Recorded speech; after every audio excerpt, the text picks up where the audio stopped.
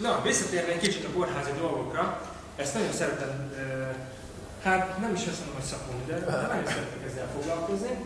Meg is mondom, hogy miért. Jó múlt korábban elmentem Doki bácsihoz, jön egy ilyen enyhén barna hölgy. Azt mondta az a szemét orvos, hogy nekem nem infarktusom van, meg Angela Vektor vagyok.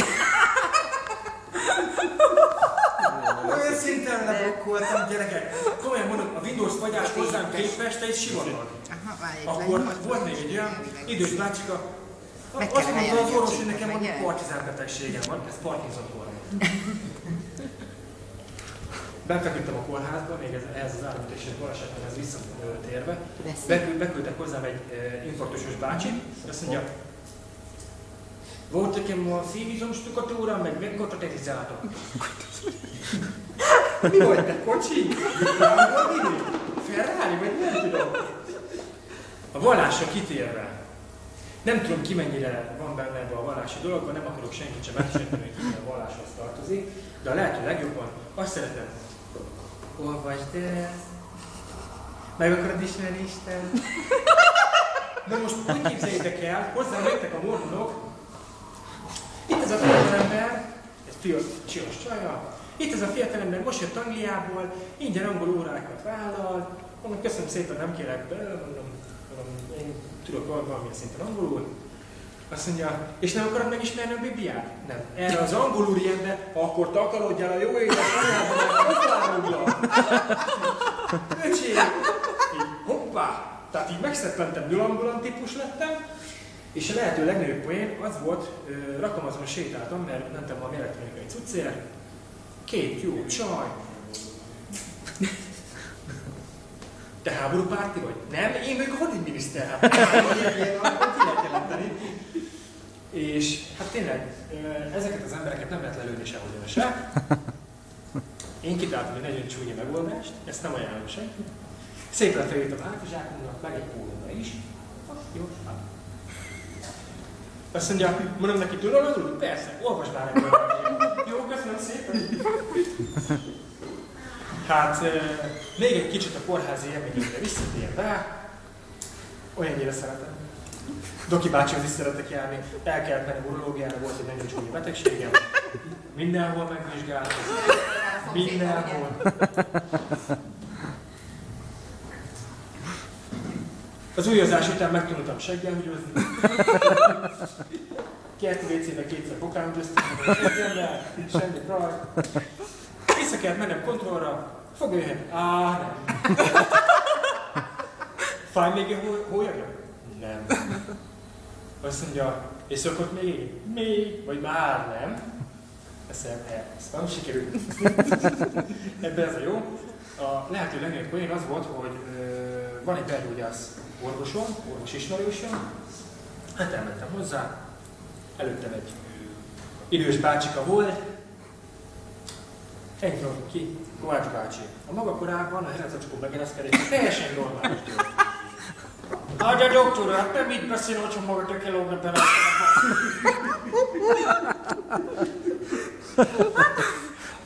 Ez fájt.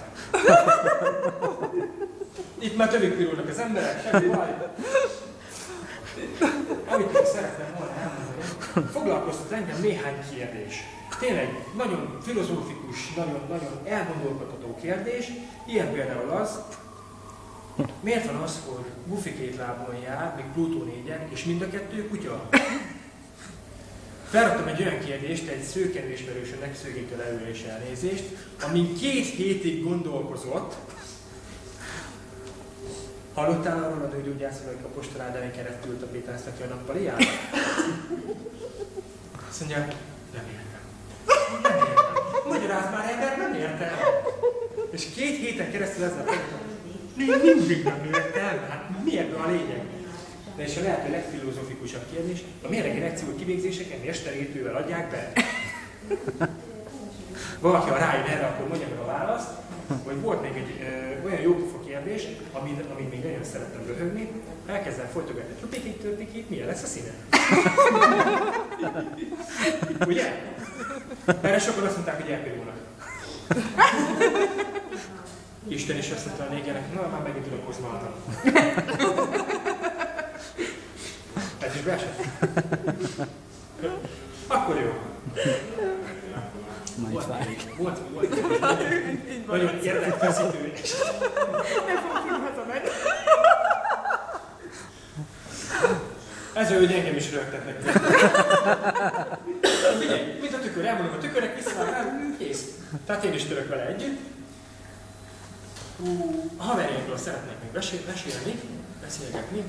Van egy jópofa ismerősöm, panel lakásban lakik, azt mondja a feleségének, azt mondja, drágám, már melegek a radiátorok is.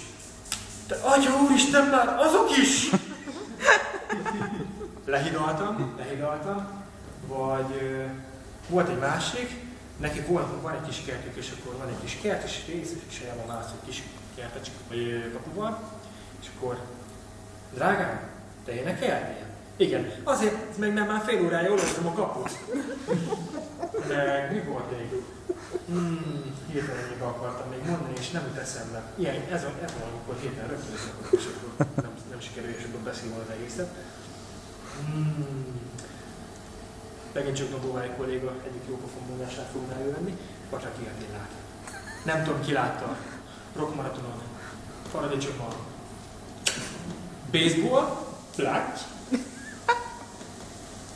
Ki volt az a kis köcsög, amelyik fejbe dobott? Gyere fel, lejátszok öcsém, anyádnak is én tolom. A híres rockstar öcsém, hát. Most képzeljétek el, bevallotta az egyik tévéműsorában, hogy őt elrabolják ez a fog.